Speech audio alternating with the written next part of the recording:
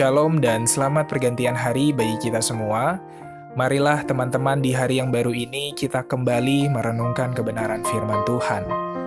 Renungan kita pada petang hari ini diambil dari buku The Ministry of Healing halaman 479 paragraf yang pertama. Di sana dikatakan saat kita menyerahkan jalan kehidupan kita padanya, Ia akan menuntun langkah-langkah kita. Ya, mungkin kita sering kali berkata kepada Tuhan, tuntunlah jalanku, tuntunlah langkahku ya Tuhan.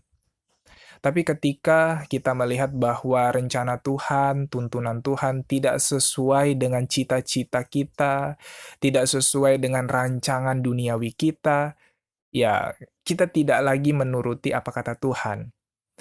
Kita tidak lagi mau Tuhan untuk menuntun langkah kita.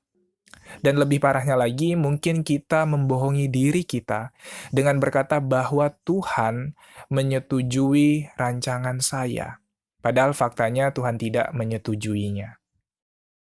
Teman-teman sekalian, sadarkah kita bahwa kita cenderung ikut Tuhan karena rancangan Tuhan itu selaras dengan keinginan hati duniawi kita? Apakah kita bisa mengikuti Tuhan ketika rancangan Tuhan tidak sesuai dengan rancangan kita? Apakah kalimat tuntunlah langkahku ya Tuhan masih bisa kita ucapkan ketika rancangan kita tidak sesuai dengan rancangan Tuhan? Marilah kita refleksikan pertanyaan-pertanyaan itu di dalam hati kita. Tuhan adalah seorang yang mengetahui masa depan kita. Setiap dari kita, Tuhan mengetahuinya. Jadi, betapa bodohnya kita ketika kita tidak mau menuruti saran, menuruti nasihat dari seorang yang melihat masa depan. Sementara kalau kita mengandalkan orang lain, kita mengandalkan diri kita sendiri, yang notabene-nya kita adalah manusia terbatas. Kita tidak tahu apa yang akan terjadi di masa depan.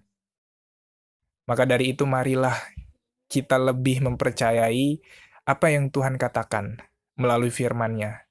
Marilah kita mengikuti apa yang menjadi kehendak Tuhan. Di dalam Amsal, pasal yang ketiga, ayat yang kelima dan keenam, di sana dikatakan, percayalah kepada Tuhan dengan segenap hatimu, dan janganlah bersandar kepada pengertianmu sendiri. Akuilah Dia dalam segala lakumu, maka Ia akan meluruskan jalanmu. Teman-teman, sekali lagi, Tuhan melalui ayat ini mau berkata kepada kita, supaya kita tidak bersandar kepada pengertian kita sendiri, supaya kita tidak mengandalkan hikmat manusia kita yang terbatas ini.